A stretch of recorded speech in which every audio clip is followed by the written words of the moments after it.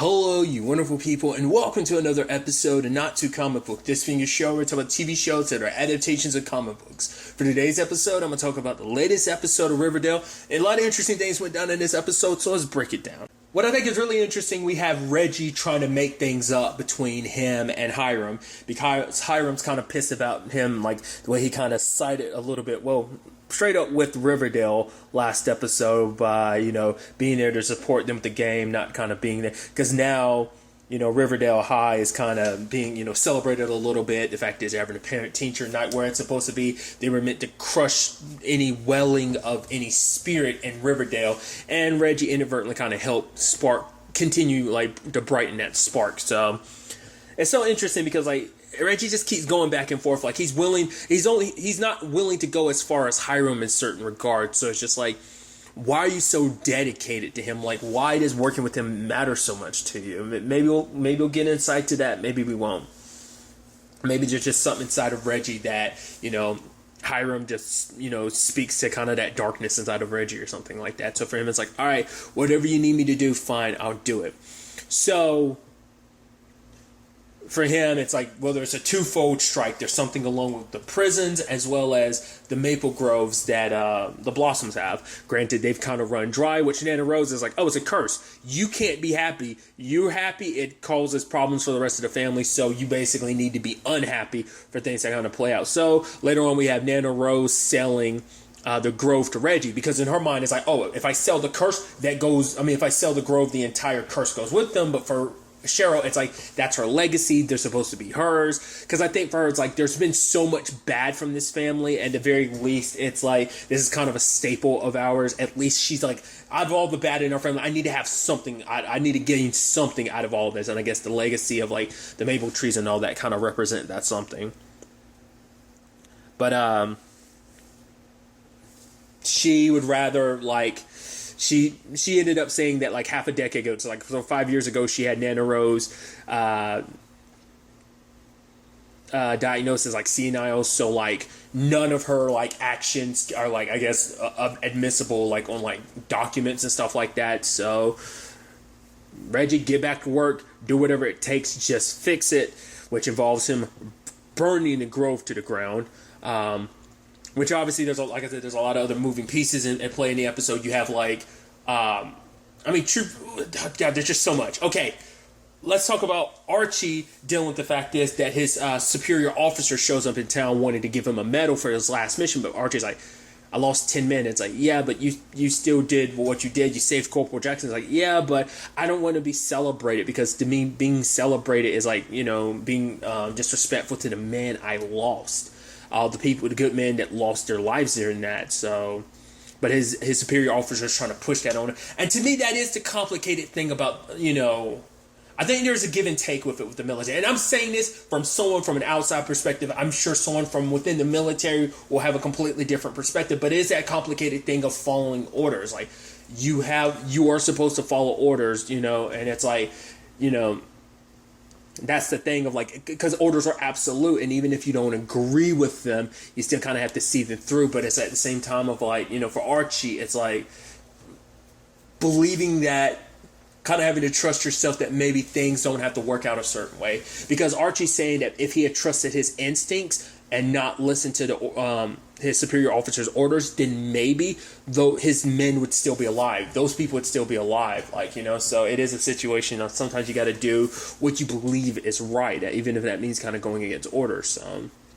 And I mean, to be fair, that's always been yes, he's had a bumpy road along that way, but that's always been Archie, trying to do the right thing regardless, So there's that. There's the whole Glenn and Betty thing. They're actually on better terms than I thought they'd be. I thought you'd be kind of upset him telling your mom that the blood was Polly's and everything. But it's no.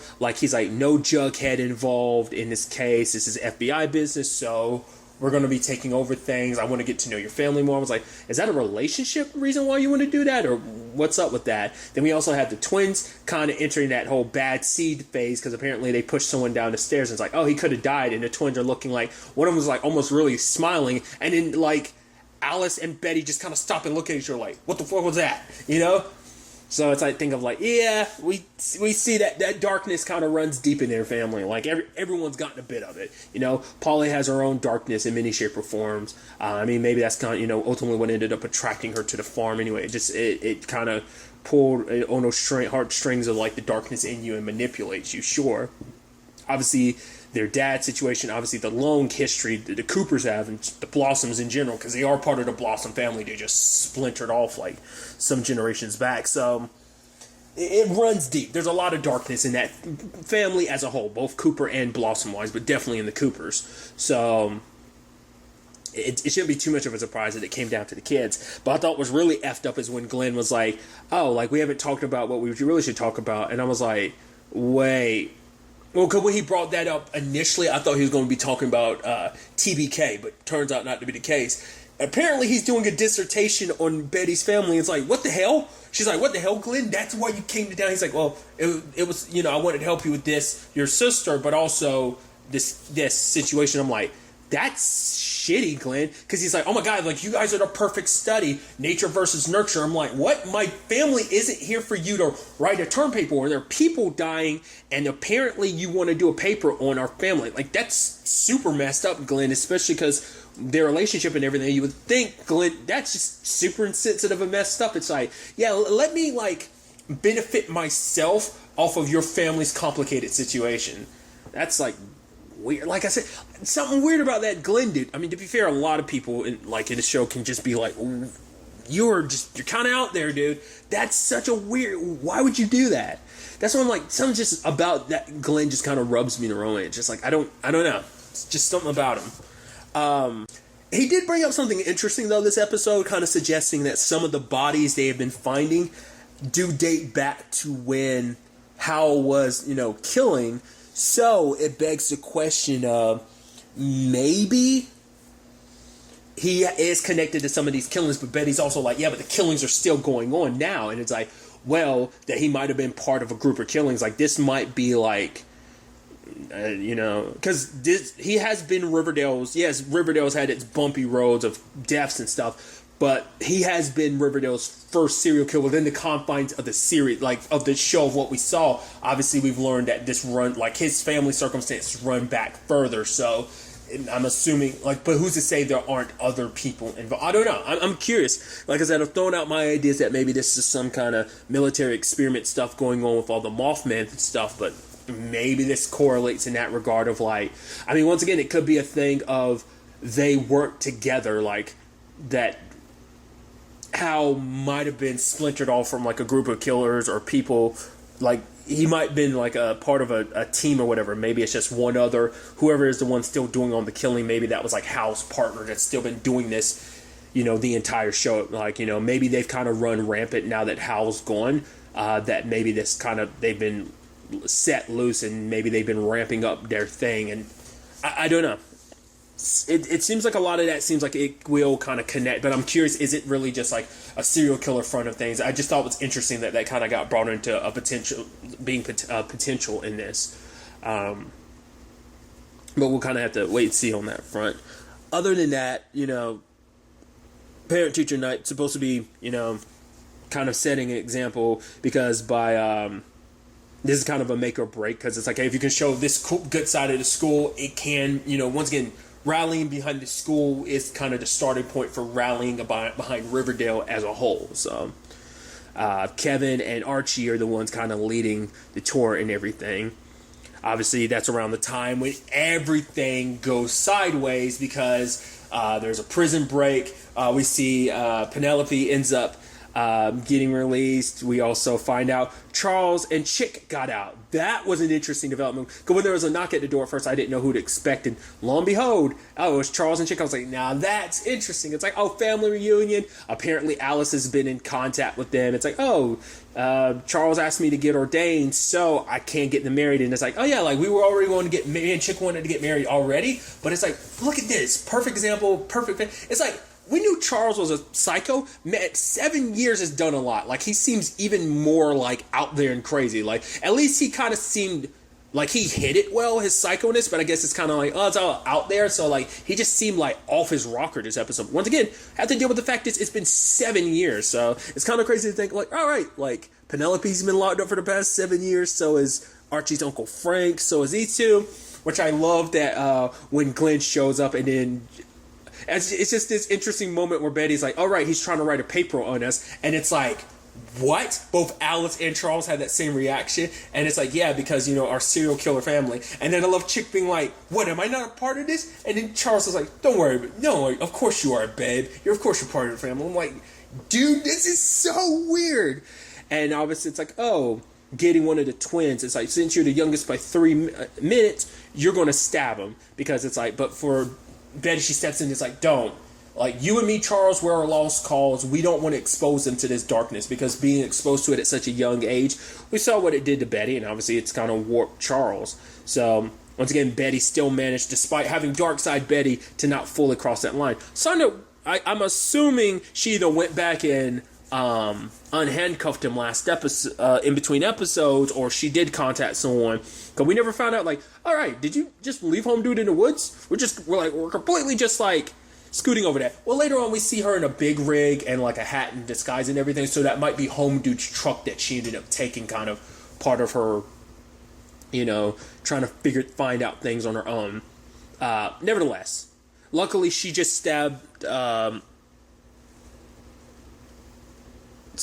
Glenn, and that was enough to kind of get everyone's guard dropped. Threw the knife at Chick, struggle between the gun between Alice and Charles, goes off, and it's like, oh, that's the most heartbreaking thing. You're already dealing with one child. Now, yes, this other child of yours is a psycho, but it's still your child, so it's like you're kind of scared about, like, oh, I hope Charles doesn't die. Luckily, everyone kind of walks away okay. Betty made sure not to stab. That was a very Malcolm Bright move to a certain extent, just because it kind of reminds me of something he's done in the past to a certain extent. So it makes me think of that. So if you're curious about what I'm referencing, Malcolm's the main protagonist of the TV show Prodigal Son. But if you've never seen the show Prodigal Son, you really should. It's a really good show. Nevertheless, tensions and all that aside, I just thought that was fascinating. But obviously the FBI is continuing the Lonely Highway investigation, but they're taking it like rather closer to Riverdale. They're going to another town, Derry. Like that's kind of going to be their more focus on that side of things. So for Betty, it's like, Glenn said it himself, I have an instinct for these things, so I'm going to be handling things kind of investigation wise on this front. Penelope showing up at Thornhill is like, yep, there's a fire. Nana Rose being like, the only way we can fight this is we make a sacrifice, and that being the interloper. And Minerva's like, what? Nope, I'm out of here. And it's like, no, we weren't really going to sacrifice you. I actually don't know if they were or not. But then immediately it's like, well, we're going to have to pray for Wynn. And they pray, and Wynn gets summoned and moved away. I'm like, wow. I guess it makes sense considering all the occult shit that's happening around the Blossoms anyway. Like the whole thing with like that porcelain doll and everything, and the whole Jason thing, plus her keeping Jason's dead body. Like, it's not too much of a stretch, but it's still just interesting to see them kind of praying in that moment. It's like, hey, it worked out. Makes you wonder how things are going to work on the Mumsy front with Penelope. Because obviously Uncle Frank showed up and he helped like Archie, which Archie was a one-man wrecking machine. Part of me was like, oh, we're going full, not to the full extent, but going a little Rambo-ish, the way he ended up taking down a lot of those bad guys. And obviously, like, Archie wanted to sneak people out, but his SO was kind of like, no, we're going to hold down the fort. Like, you're going to try and get civilians through this. It's like, trust me to do this. Like, this is my town, this is my school. I know it. I know a safe passageway to get them to the sheriff's office. Frank had heard that, like, obviously some of the people were saying they were getting paid by Hiram to bust up the town. Obviously, this, shuts down the school for a little bit, kind of dies down some of that spark, because I was like, man, a reminder of Riverdale sucks. Just because it's just every time you turn around, there's something terrible happening. So, but obviously, Frank had talked about Mary kind of helping him. Because obviously what he did at the school, helping it and everything, so probably kind of getting him kind of pardoned a little bit, So we'll see how things work on that front. What they're going to do about the Penelope thing, either she's going to like be laying low too at Thornhill. It's going to be interesting having her around Cheryl, considering where Cheryl kind of is. Once again, like, oh, you and Minerva were kind of hitting it off. Is that kaput now? Is Minerva not coming back after she found out, like, oh, my new girlfriend and her family were willing to sacrifice me in almost an occult-like way in a sense, to save their maple tree grove. So we'll see what things gonna go on that front. But other than that, there's also the Jughead situation, which was really interesting, where he wants to do, obviously him and Tabitha were hitting it off. I was like, oh, we're going there, but it's like, no, let's not. Obviously for him, it's like, I've had complicated relationships. He basically talks about he hasn't quite been right since everything went down between him and Betty, because it is that thing of like, yeah, his best friend and Betty, like his girlfriend, like made out. And it was also like, it's not just like, oh, it's like a casual makeout, which they'd already done that before. But obviously it was for an act, but also there were times before anyway. But it's also, this time was a little different because it was such a secret, because there were real feelings involved. It wasn't just an act. It wasn't just like a fling. It was like, no, there were real feelings involved. So it made things complicated, which I'm curious, like knowing that, yeah, they were shacking up for a little bit. Would that have done anything to him? Who knows? Years later, obviously the Betty thing still kind of bothers him. It led, I guess I can understand it. It's like, yeah, even relationships in your younger age can forge a lot of who you are as an adult. Like some aspects of your past relationships, I feel it. There's relationships as a teenager that kind of still fuck with me a little bit, like as an adult, because it kind of makes me go like, oh, I kind of don't want to open up my heart just because I kind of like emotionally got too invested in a person, and then like when things kind of broke off, I didn't give myself proper time to heal. So a lot of that emotional damage is still with me. I kind of have no choice but to laugh about it because it's actually sad otherwise. Once again, it's just that I can get it to a certain extent of like, yeah, like how even a relationship in high school can like, you at such a young age, because you're at such a young age, that can like affect a lot of your adult relationships as well. That's me continuing to psychoanalyze myself to a certain extent. Regardless, I just thought that was so for him it's like, Tabitha, she's like, well, we'll just kind of be friends, which I'm like, I kind of hope you two do end up being more than friends, because I think you two could hit it. I mean, I like the fact that she started off not liking you, but kind of warmed up to you once she kind of got to know you. But it's like, hey, so I'm able to, they're willing to take an excerpt from my book and put it in this cool like pop culture thing, and it's like, yeah, but I haven't written anything. So last time I didn't have any ideas, I took some psychedelic maple mushrooms, and yeah, I blacked out and it ended up writing like 500 pages. It was sick. I kind of wanted to do it again, but I need someone there I trust to have my back. But Tabitha was like, yeah, I don't think you should do that alone or with me, so that's kind of a no-go on that front.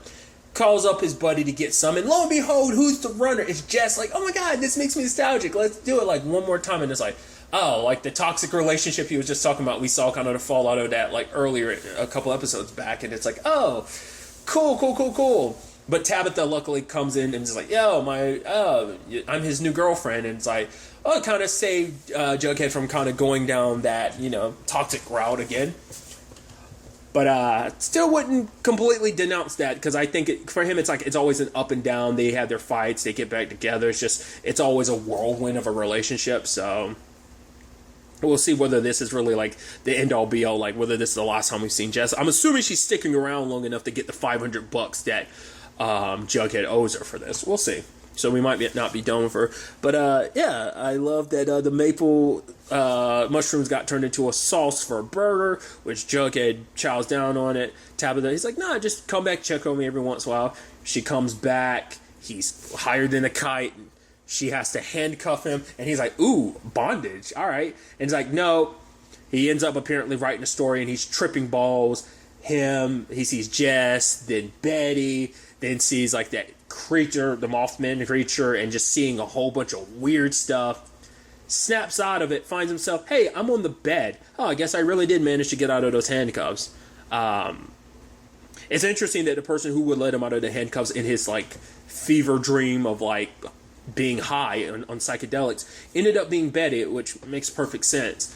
But then we see that he completed his book. Then like there was a bright light. By the time Tabitha comes back, the handcuffs are bloody and there's blood everywhere. So I'm assuming like maybe in being high and everything, like he was struggling to get out, like he was trying to get free and ended up like messing up his arm/hand getting out of the handcuffs. Or maybe that's whoever took him. There was a struggle, so now it's going to be a thing of like, where the hell is, obviously people going missing, and now Jughead has too, but it's also going to be a thing of he's on psychedelics, so that's probably going to play a role. And obviously Betty's going to be like, whoa, where's Jughead? Like, she's probably going to be looking into it. Like I said, I think her side of things is like her replacing that dude that she left out in the woods and using that as a means of kind of attracting people so she can get information about probably like ladies come over there and be like, oh wait, she's like, I just have questions about, you know, maybe that's what she's planning, and maybe she meets up with other truckers and kind of follows them and see who, like, what's what on their front, to see like who's a little, kind of getting a lay of the lands kind of from that side of being undercover, to see, you know, where things kind of go from there. So there's that. I didn't talk about it much either, too, but there's a whole Archie situation where he had talked to his Uncle Frank about it earlier in the episode, about how a reporter had asked, was like commenting on like his SO, because it was like, yeah, he's kind of been connected to a lot of shady shit. Do you want to go on record? Which Jughead, I mean, for Archie, you know, his Uncle Frank is like, you know what, do you want to be the person that, you know, kind of goes along with, you know, this cover up, or do you want to be the one to take a stand? And obviously Archie's like, I want to take a stand because I don't want to besmirch the memory of those men who died in battle on that mission. So he even stands up to his SO, and it's like, if I have to go in front of Washington to, you know, I will tell my truth. And it's like, well, who you think Washington is going to believe, you or me? So, because basically the whole thing was he's trying to reward Archie, because if he can get it spread around like, oh, this is a hero story, that becomes the narrative, rather than like, oh, all this super shady shit's going on. So that's kind of what he's kind of hoping for. So we'll see where things kind of go on that front. There's the Veronica and Chad thing, and it's like, oh, Chad being such a Chad, because he's like, oh, we were supposed to go out for dinner, but I decided to make it at our place. Oh, our final whirlwind.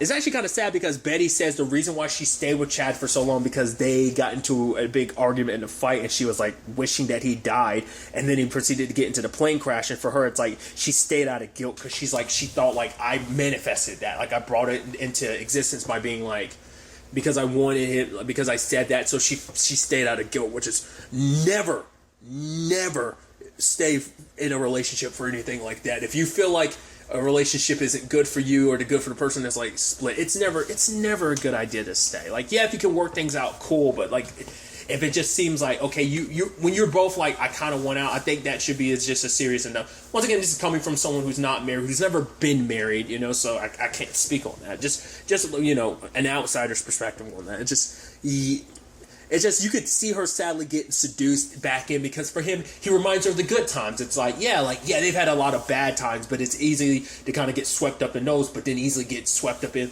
well, not everything was all bad. There's this, oh, our first date, yada, yada. It's like, oh, kind of get swept up in the moment. And then Veronica brings up something. She's like, you didn't try to crash that helicopter on purpose. It's like, what are you talking, why would I do that? It's like, you know, just that way we end up together forever. He's just kind of, what? You're crazy. I'm like, oh shit, did you? That's next level, dude. And obviously we see it crack more and more of like, yeah, not the most stable human being, especially because it's like, oh, actually I didn't sign the divorce papers like I said I was. I kind of said that just so I can warm you up. For one, it's like, hey, so we can kind of, you know, because I kind of want to still be with you, but also like, hey, so I've done some shady dealings and I need to get us out of debt. I kind of used your business as kind of a front for some stuff. So, hey, if you don't go along with my plans, I'm going to blackmail you in another way by saying, hey, my wife actually was a part of all this. I mean, who's going to believe that you weren't a part of all this, didn't know all the dealings I was into? So, don't worry, babe. I'm going to get us out of this hole. I just need your help. It's like, and you could say that with such a straight face, you asshole. I'm like, God, you were a psycho. And now she has to stay in New York for a little while longer, which Archie's like, sure, have fun. She's not telling him everything, because for Archie, like, he didn't want her to go in the first place, but she's like, oh, I'll be done, I'll be back, especially when things are kind of picking up, that spark is ignited between them, and now find themselves under these circumstances. It's like, oh, and the sad thing is, I bet you Chad's going to think at the end of it all, I'm sure he's going to string this along, because he's going to think like, oh, if I can keep her around, she's going to fall in love with me. Obviously, we're going to be in love, and we're going to be together forever. It's like, oh, you're super possessive. I mean, granted, we already knew that, but it's like, I wouldn't put it past the fact is that he was trying to crash that helicopter so that you both could be together forever in a different way, sure. But I think for him, it's like as long as he's blackmailing you like this, it's like, no, you'll eventually come around. You'll love me. You have to. Yeah. And even if you won't love me, I'll keep you here. I'll make you love me. It seems like that kind of psychotic level of stuff. So, a lot of interesting things to kind of keep in mind as we go forward. I'm curious to see where all this is going to take us going forward to the next episode. I did not catch it at the end of the episode. Once again, I'm watching this on the CW app.